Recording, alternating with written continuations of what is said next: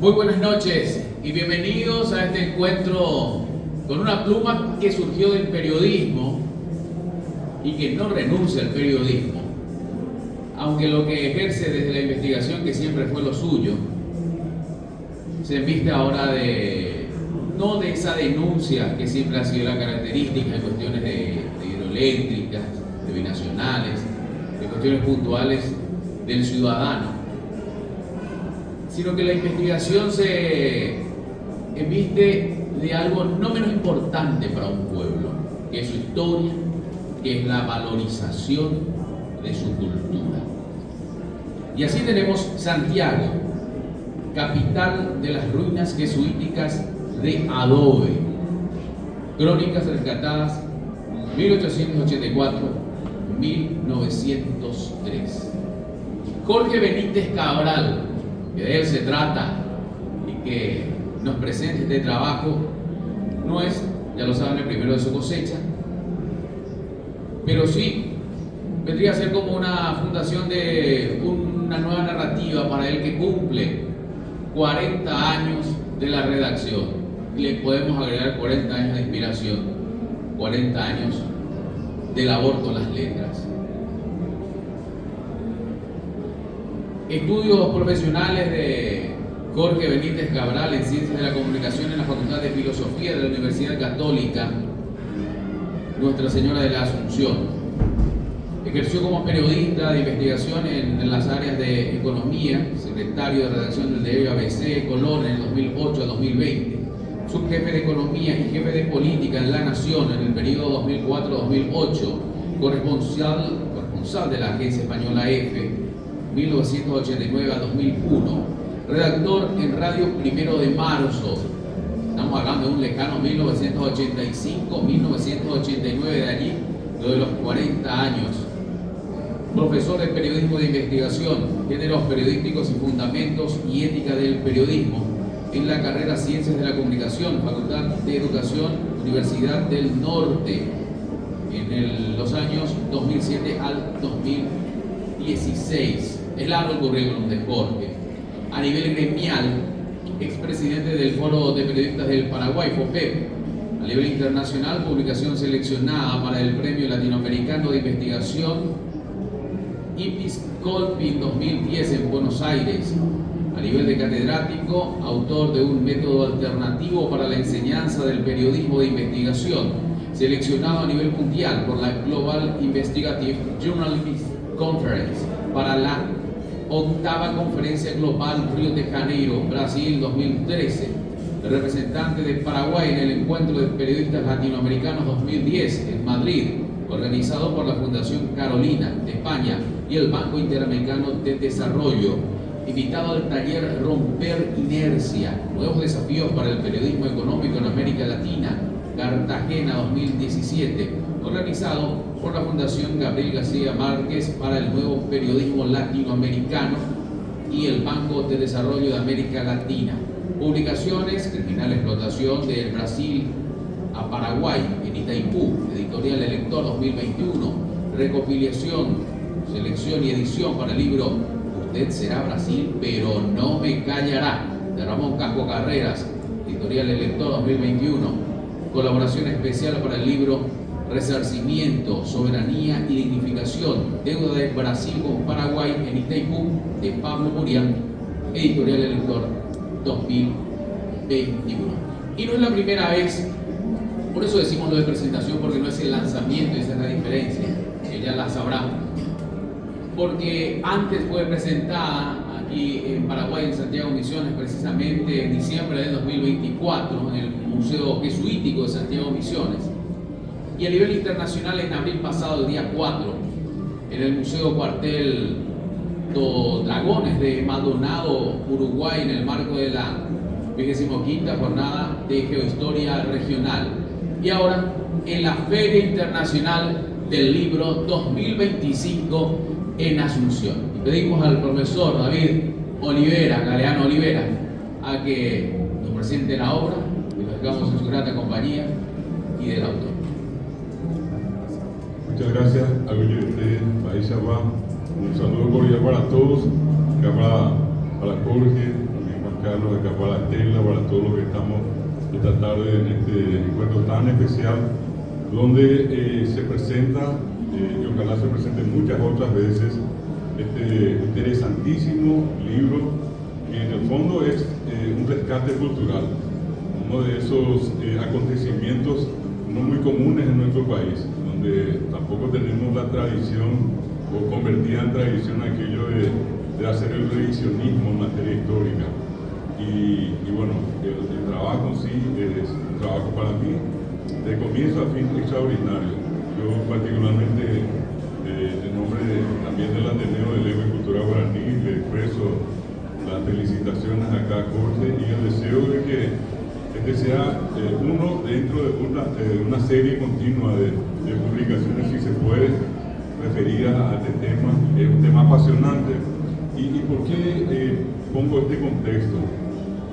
Hace muchos años, así como en el caso de Jorge, yo a través de esta institución que es el Ateneo de Lengua y Cultura Guaraní, vengo recorriendo Paraguay de norte a sur, este a oeste. Requiéramos ser pero Juan y Encarnación y Ciudad del Este, Itacoramo, Jugaba y qué es lo que a lo largo de toda esa travesía de visitar tantas ciudades, pueblos, compañías, barrios, encontré es que prácticamente muy pocos son estos lugares, estas ciudades, repito, o compañías, o pueblos, o barrios inclusive, que tienen su historia escrita, impresa en papel. Eso nos lleva a una realidad que nunca jamás tenemos que perder de vista, que viviendo en Paraguay, la tradición de la oralidad sigue siendo muy fuerte. Y también tiene esos fundamentos en algo muy importante que Jorge conoce, y yo creo que todos los que estamos acá también, de alguna manera. A venir en castellano, a Getabe, venir de Abisao, a venir de Yerene, ya estamos en Temongüiri, que están un poco más allá de Calle Última, como se suele decir, que tienen como lengua de preferencia, de uso cotidiano guaraní, y que tienen una tremenda dificultad para poder leer y entender textos en español. Algo que me llamó la atención acá en la feria, le decía a Jorge antes de entrar, más de 200 presentaciones de libros. Si nosotros averiguamos en este momento cuántos ejemplares salen de cada uno de estos libros, yo les aseguro que no pasan de 1000. En un país que tiene 6.109.000 habitantes, 1000 ejemplares. El escritor que en Paraguay vende 500 tiene entrada gratis al cielo. Los 500 restantes va a regalar, va a dar acá, va a mandar allá. Pero vende 500 y es milagro. Entonces, esperando que ese milagro se dé con Jorge varias veces, y también espero que me toque siempre a mí, a lo que quiero llegar es, ¿quién compra libros? Nadie. ¿Por qué? Porque muy poca gente tiene la capacidad de leer. Hablar acá de alta filosofía, de política internacional, es una cosa terrible, ¿verdad? Anterior vamos a tener lugares a eso que por andú, Mamba, Visajar, Aristóteles, ni fu ni fa, a vender igual, ¿verdad? ¿Y por qué? Y justamente porque lastimosamente vivimos, repito, en esta sociedad que para los que son hispanohablantes existe esta sociedad, pero para el resto que inclusive sigue siendo el 40 y más % de Paraguay, esa posibilidad de poder entender, de poder apreciar las obras, sean como esta que estamos presenciando en la presentación, a mucha gente le cuesta. Compra un libro y ¿quién va a leer en la casa? El papá, la mamá, con poca escuela, poco colegio, algunos sin escuela. Un hijo que en este momento va y no tiene la tradición. Yo busco libros, si busco bibliotecas, y yo llego a encontrar 1000 bibliotecas en Paraguay, hablando de 100 libros de contenido general, entonces no se va a venir el fin del mundo. Yo me estoy refiriendo a la gente común y corriente que lo que más tiene en la casa son libros, o sea, textos escolares. El que llega, repito, a comprar algún otro libro, es una cosa casi imposible. Entonces, allí yo rescato el valor de esto que hoy en día Jorge pone en nuestras manos, por más que sea una fracción, un periodo de tiempo que él rescata cuando se habla acá de la historia de Santiago. Sin embargo, es un rescate de una población tan antigua, porque si hablamos nosotros de Santiago, nos estamos refiriendo a la presencia de la conquista española la colonia, y dentro de la colonia, con la colonia, la presencia de los famosos misioneros que vinieron a catequizar. Catequizar en que en la tradición cristiana, de acá de esto nunca existió. La tradición guaraní, religiosamente hablando, no es la misma que la tradición cristiana. Es muy diferente la religión guaraní de la religión cristiana. Entonces, ¿qué pasó durante todo ese tiempo? 1610 se marca así como un tiempo histórico, llegan, se instalan, Encarnación, el caso de ya Misiones, San Ignacio, Santa Rosa, Santa María, Santiago, San Cosme y Damián, y en la zona de Itapúa la Encarnación, la de Trinidad y Jesús. Bueno, yo suelo comentar siempre esto con mis alumnos también. Estuvieron 150 años, construyeron el material, cosa no tradicional. Los guaraní hasta hoy, si uno entra en la tradición auténtica de guaraní, ellos no construyen el material de Pori, Oga, Guayzagua. Acá, ¿por qué? Porque ellos tienen un concepto de transitoriedad. Nosotros somos transeúntes, ya sante cojarbe, y andas ahí a penguaná. Entonces, dentro de ese concepto que hacen, y ellos son nomás por una cuestión de necesidad de alimentación. ¿Qué hacen? Agotan un lugar, para ir a poco, o en mi purú, yo siempre suelo comentarle a todos que cada vez que me mudaban llevaba un camión lleno, inclusive el exterior y el cuento vale de más, upija, verajay. Y tengo verajá, pero verajá, pues siempre ella me dice, ¿verdad? Ellos ponen acá un temipurú, acá, temipurú. Temí es la persona y purú es lo que usa. Y se muda.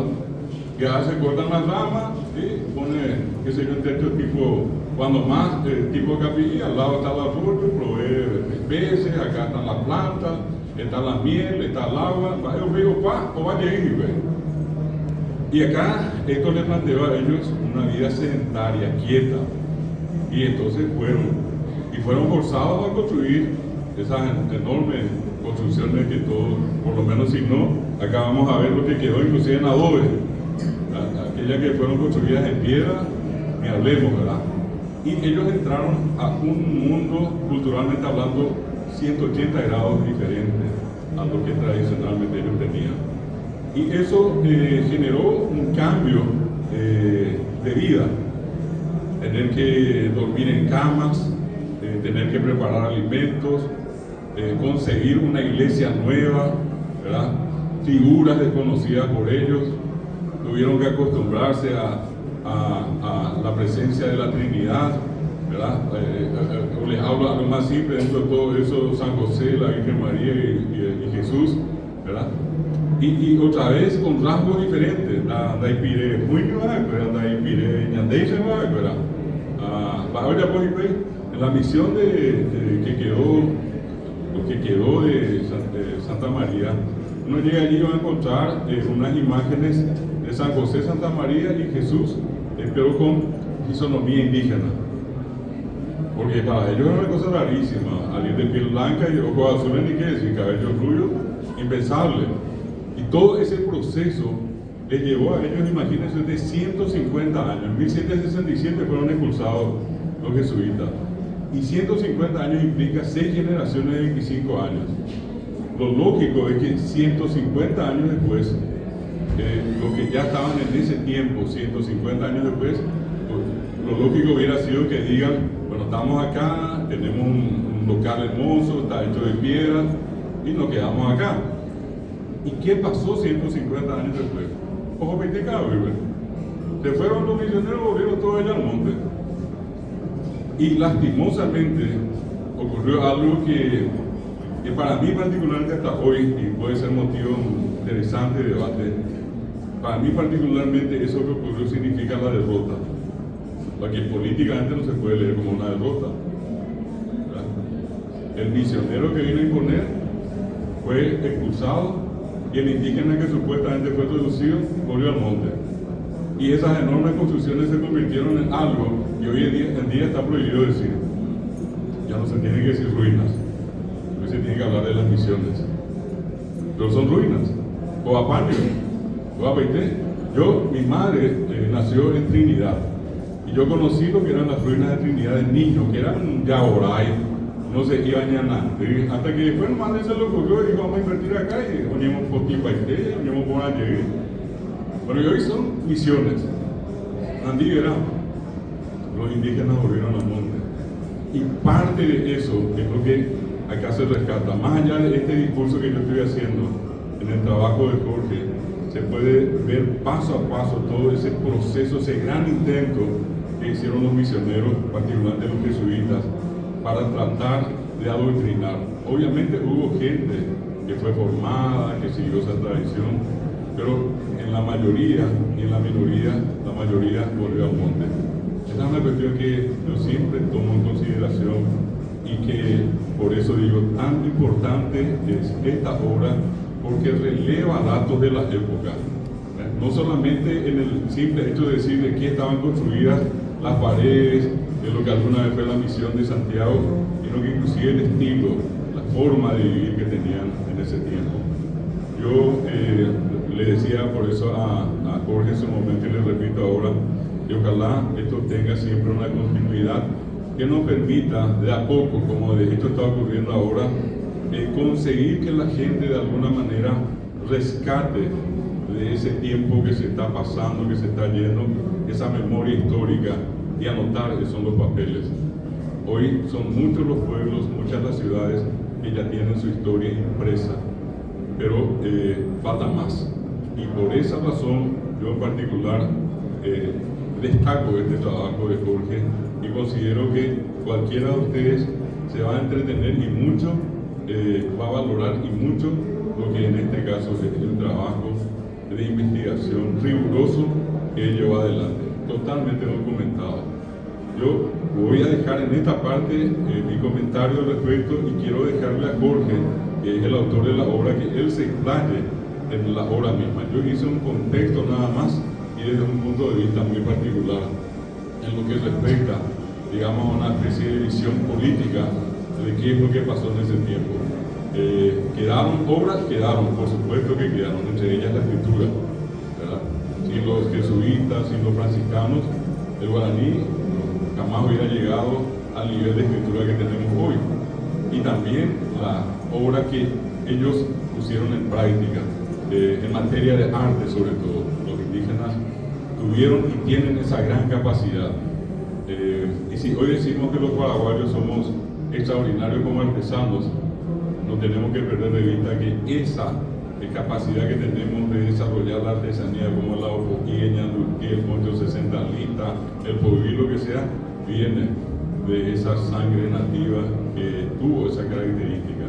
El paraguayo es un gran artista y eso se notó en la obra que estos nativos indígenas en tiempos de la colonia llevaron adelante en Santiago Misiones. El libro, repito, no tiene desperdicio, les recomiendo y de nuevo al terminar les felicito de una manera muy especial a Jorge por esta iniciativa. Insisto que vengan otras más después de esta obra que presentó. Muchas gracias y le dejo ahora con Jorge para que él se refiera específicamente al contenido.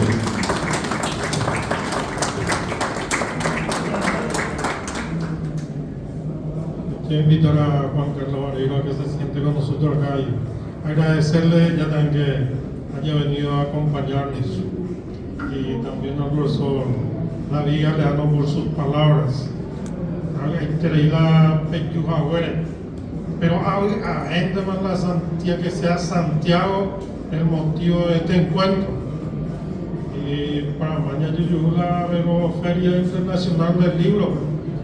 Es un ambiente importante, ¿verdad? Entonces, cuando nosotros hablamos, y vamos a ir para marcar presencia, porque Santiago tiene que estar en los sitios en que pueda estar. ¿Por qué? Porque Santiago es un tesoro que es poco conocido, es un tesoro poco aprovechado. Ahí va a haber ya algunos que son los de Santiago, acá descendientes santiagueños, descendientes santiagueños, pero más me gusta ver a la gente que ya estuvo en Santiago, que ya le podemos considerar medio santiagueños lentos, digo que ojo llegita canto estégico, ¿verdad? Entonces a los que no se fueron todavía a Santiago les invitamos a ir a Santiago y tenemos muchas más historias, no solamente las historias que están en los libros, que están en este libro. Así que le agradezco muchísimo a los santiagueños, a los descendientes santiagueños, a los amigos, a los colegas, a los parientes, que veo también que están por ahí, mis sobrinos, mis primos, mi hermana, incluso a mi hija. Muchísimas gracias por venir, a mis colegas de ABC. Acá no me llaman la ABC, pero ahí me huecha, conmigo. Bueno, permítame contar brevemente sobre el libro, ¿no? Resulta que cuando llegamos nosotros hace 5 años, con un largo día en la de Refugio, entonces llegamos hasta Santiago y queríamos leer su historia y no encontramos. Entonces queríamos saber por dónde comenzar y nos dijeron que la municipalidad tenía todavía bien guardado algunos documentos. Entonces este libro comienza a partir de lo que cuentan los documentos oficiales. O sea, anda y no inventa y va a inventar cosas. Entonces, todo es verídico, pero no es la historia oficial, pero es una historia que ellos escribieron de una forma muy inocente, como un paiteo, ¿verdad? Ahí lo que está, pero es injusto, ¿verdad? Porque es injusto y ahora no creímos, injusto y la verdad. Y entonces, ¿qué se puede ver?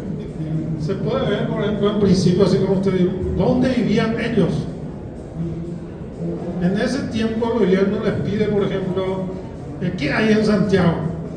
Y la gran novedad es que hay 2 casas de materiales. ¿Por qué? Porque los santiagueños, 110 años después de que se hayan ido todos los jesuitas y que los indígenas se hayan dispersado, ellos seguían viviendo entre los adobes que eran de los indígenas.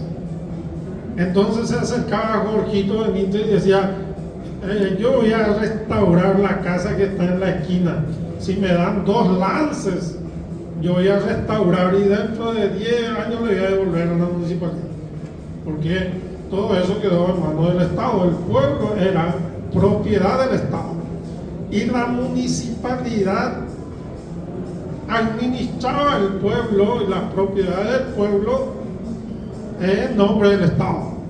Entonces yo me acercaba a la municipalidad y le decía, ustedes suelen escuchar donde la canción de las casas lancen yo ahí. Ahora yo no entiendo, y es una medida, una parte de la casa, porque eran casas que estaban hechas así como nuestros colegios actuales y se dividían. Un lance le correspondía a una familia indígena. Entonces uno se acercaba y pedía un lance de esas casas. Y hasta hoy hay como 20, ¿verdad? Y más. Hay como 20 familias viviendo en esas casas antiguas. Si ustedes se van a Santiago, alrededor de la plaza están todavía algunas casas de indios. Y ahí viven algunas familias, incluida la comisaría. Entonces, 110 años después, los santiagueños seguían viviendo entre los adobes y bajo los techos, por suerte eran de teja, ¿verdad? Las paredes de adobe por los techos de teja. Y seguían rezando en la misma iglesia de adobe que construyeron los indígenas y los jesuitas. Algunos jesuitas ya ponen acá, o dirigía. Ahora estamos trabajando en la parte antigua. Permítanme hacer un paréntesis. Justamente en la parte antigua, ahí hace 8 días descubrimos quién fue el arquitecto jesuítico que diseñó la iglesia de Santiago, Pablo Cristo Pereira. Y ya sabemos también quién fue el verdadero fundador de Santiago. O sea, seguimos trabajando en eso. Cierro el paréntesis. Entonces, segundo punto, nosotros sabemos cómo a través de esta historia rescatada, sabemos de que ¿Cómo vivían los santiagueños? Mojopa y coma, eso es un pico. Le está invitando a pasar, si quieren, acá hay sillas. Y para que se pongan cómodos y cómodas. Dame otro ahí. Mira eso por aquí. Después, no había, por ejemplo, fábricas, vamos a las fábricas. Ahora que estamos haciendo la nueva historia, nosotros encontramos que había 17 pequeñas factorías en Santiago. Mollilla panadería para hacer pan. Primero cultivaban el trigo, después molinaban, después hacían el pan. Pero además había otras 17 industrias. Cuando eso el gobierno le pregunta en 1884 y algo a los santiagueños, ¿qué es lo que había? Dos alambiques y una fábrica de tejas. Ya lo ocultaban. O sea, 110 años después ese pueblo se fue para atrás, pero demasiado mucho. Entonces sabemos qué había en ese tiempo. Sabemos también qué vendían en la plaza, porque ellos anotaban todo, ¿no? En la carreta era la que entraban, cuánto se le cobraba la carreta, y si traía fruta, tanto, si traía carbón, tanto, si traía leche, tanto. Entonces sabemos que en ese tiempo la gente consumía eso. ¿Qué consumía? ¿Qué vendían en la plaza? Después se construye la primera,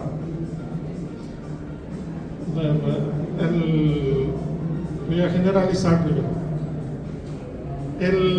Había una preocupación muy grande. La municipalidad se funda en 1884. ¿Cuál era la mayor preocupación de las autoridades santiagueñas? Los mapotas para hacer las normas. O sea, no es la gente. Si leen el libro, no es tanto la gente, son los animales. Los animales mostrencos, vaya, ya puedo decir, hoy Corea me campo en el Yara. Y cuando en la fondo enseñan bastita, más vaya contratada. ¿Verdad? Uno de los primeros contratos que se hacen es para que junten los animales mostrencos, los animales sin dueño que andan por ahí. ¿Para qué? Para que se pueda vender después y generar fondos. Y te descuidas 110 años después, y esos animales mostrencos eran todavía lo que tenían los jesuitas anteriormente. Cuando se fueron los jesuitas había 33.000 cabezas de ganado en Santiago. Yo en Palermo, ¿verdad? Pero había todavía entre ganado vacuno y otros ganados. Y te descuidabas y esos eran todavía restos de la vaquería que tenían cuando eso leían un libro antiguo y en la parte de la estancia se llamaba vaquería. Entonces esas vaquerías ahí quedaban todavía. Después los perros vagabundos llamó medalla, la yaguaya cobraban medallita, pero principalmente era que los que no tenían la medalla, que si no tenían dueño y andaban más por la calle, cuando en ese tiempo se tenía mucho miedo a la rabia, entonces tenían que ser sacrificados los animales, ¿verdad? Entonces los animales, las vacas que dormían en la plaza, los bueyes donde vamos a dejar, la primera obra municipal que es el corral municipal para poner los animales sueltos que andan ahí, traer y también para poder faenar. Ya me estoy armado, Pepe. Entonces los animales son los principales, digamos, el principal motivo de preocupación de ese tiempo. Apenas y gusto, ahí allá en el cementerio. Se llama el cementerio porque era el mismo cementerio del tiempo de los jesuitas. Ya se estaba llenando. Y eso genera unos paisajes así que ilustran de cómo era la vida. Empieza a tomar, digamos, la administración del cementerio, la municipalidad, como iba a imaginar. Pero bueno, van a ver después mejor en el libro los detalles. Entonces los antiguos sepultureros y criadores se quedan sin trabajo. Entonces, ¿cómo arreglan los protestantes? Entonces alguien dice, ¿por qué no le premiamos? Esa ya premiada. O menor iré ya ñañotita jugar gratis en un lugar privilegiado. También menor iré ya premiada. Pero se quedaron todos contentos. ¿Por qué? Porque vos para estar cerca de la cruz, por lo visto vos si estás cerca de la cruz grande, te ya de como la salvación asegurada, ¿verdad? Entonces cobraba más caro. Cerca de la cruz, un poquito más caro. Pero y la pobre, el lugar para los pobres que no pueden pagar, o ya el fondo interno, ya salvaron, ya salvaron. Entonces se soluciona de esa forma y práctico, ¿verdad?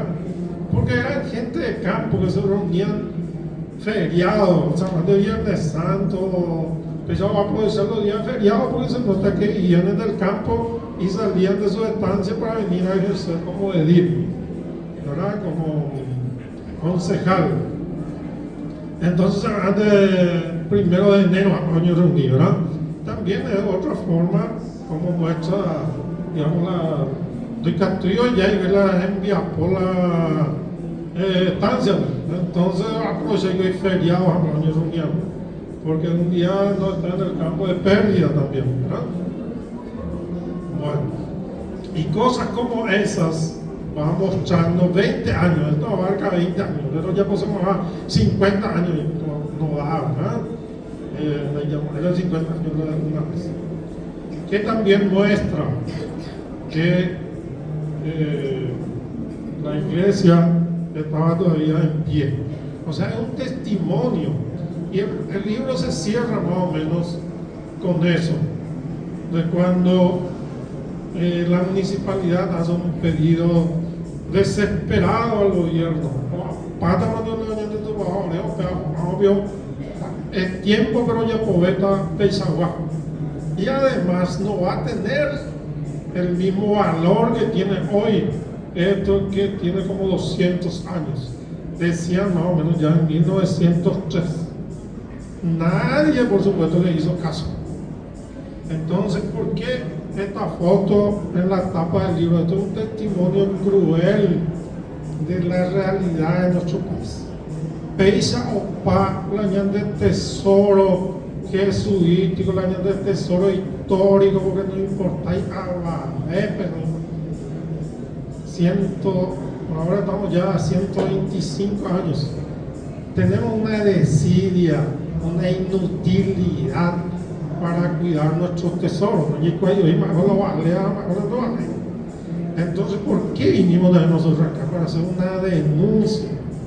Descendientes santiagueños, los amigos de Santiago, para que sepan que las ruinas en realidad en el país son el fruto de la desidia de mucho tiempo. Más todavía en el caso de Santiago, de que está documentado de que en su momento y a tiempo se hizo un pedido.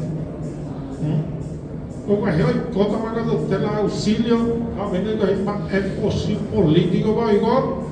Oye, ahora hay la reunión de que tal vez de Santiago, ahora hay San Salvador, a Guairá. No tenemos nada contra los guaireños, pero algo habrá pasado, ¿verdad? Y se suspendió. Tenemos la casa de indios que está por caerse, uno de ellos que es justamente es propiedad de la municipalidad. Los mitad y cuau, bebé cañija vende una o arregla la paja y no la joda. Ellos hicieron mucho más que lo hicieron. La pejó, la Santiago pejó por ella, Antonia, no me tuvo a ver, en su camión, la gente, va a arreglar el tesoro jesuítico. Ya quiero de la permiso ni que te la. Era que tú tenías de la hoja que no llama a mi mamá, se va a arreglar. Fuera, eso dio la gobierno, no digo tú. Ahora hay una luz de esperanza. Justamente hoy le pregunté a una autoridad municipal y le dije, como la vez pasada se fueron 2 técnicos coreanos.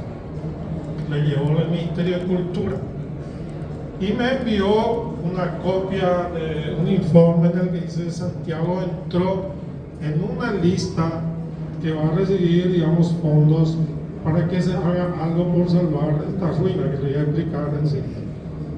¿Qué dice el informe? De que se va a poner el dinero para hacer el diseño de un techo para esta ruina.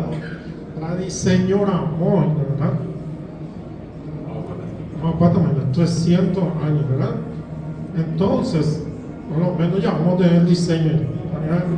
O para ver la diseño, porque quedan 2 muñones. Cuando nosotros nos fuimos hace 5 años, había 5 muñones. Cuando pues estamos con que a qué le llamamos muñones, ellos le dicen el Yatakuru, porque la iglesia de Santiago estaba hecha de adobe, con esos paredones así de 80 centímetros de ancho, ¿verdad?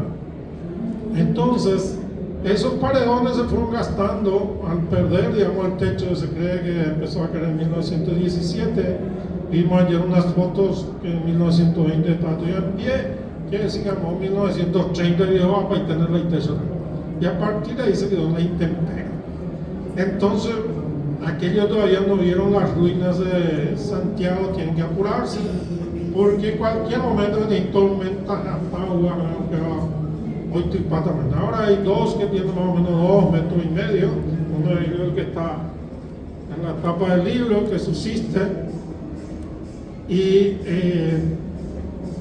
quería contarle también que estas ruinas de Santiago son las únicas en toda la región que son de adobe.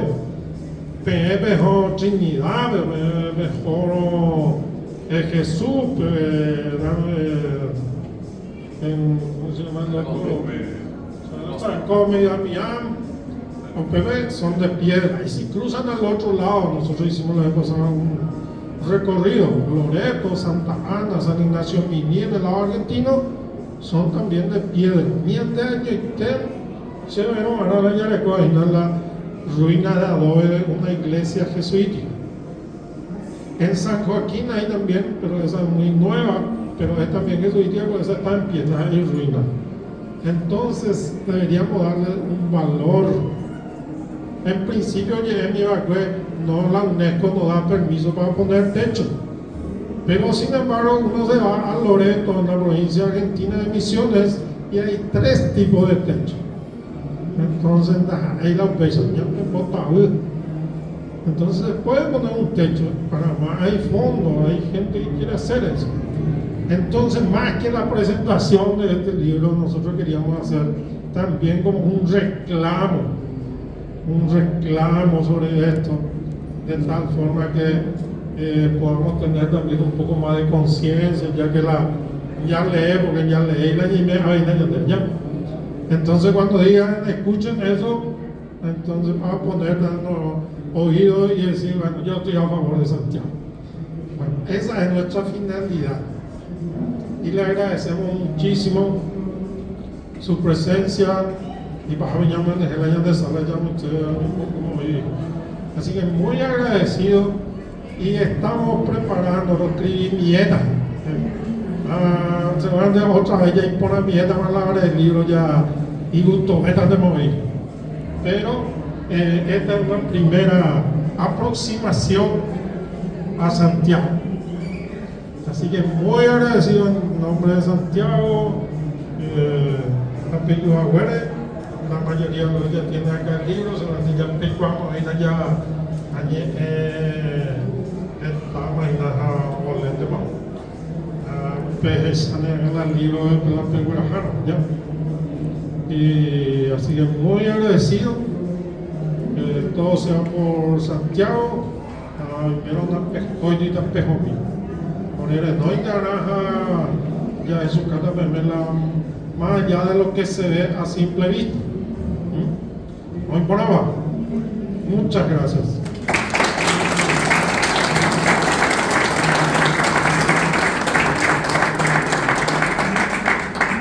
Muy bien, Jorge, felicidades. Jorge Benítez, profesor Galeano Olivera, el director del Ateneo de Lengua y Cultura Guaraní, y en su persona también la gratitud por el apoyo brindado para que sea una realidad este libro de Santiago, capital de las ruinas jesuíticas de adobe, en las crónicas rescatadas 1884-1903. Y cuando Jorge Benítez decía que ya con la población iba a Santiago, algunos pensábamos que lo íbamos a tener en la mano derecha una copa de buen vino y ahí sobre una mesita, una cazuela con chataca y con batiburrillo. Pero en vez de ir solamente, porque estoy seguro que lo hizo, a deleitarse con las delicias de Santiago, fue también para enriquecer la cultura, la tradición de esa hermosa ciudad, de ese hermoso rincón de las misiones paraguayas. Me llega ese un segundo, pero no, a Santiago también se le conoce como la capital de la comida. Así que, pues viajamos, pues venimos ya, gente ya barato. Y sí, el PJ hoy me hace reír, pero todo eso que dice Juan Carlos es mucho más y muy barato. Acá es la capital también de la comida. De allá fuera no veo otros libros, pero con el testimonio de ustedes. Muchas gracias a todos los presentes una vez más. El augurio al autor Jorge Benítez Cabral de que vengan muchos otros libros que nos enfoquen y que sirvan también, como lo dijo, de denuncia a lo que vemos y no entendemos de pronto, otros que ni siquiera nos han llegado a ver porque estamos a tiempo de conocer. Los invitamos a todos a un brindis y seguir conversando en esta hermosa reunión conociendo Santiago. Gracias.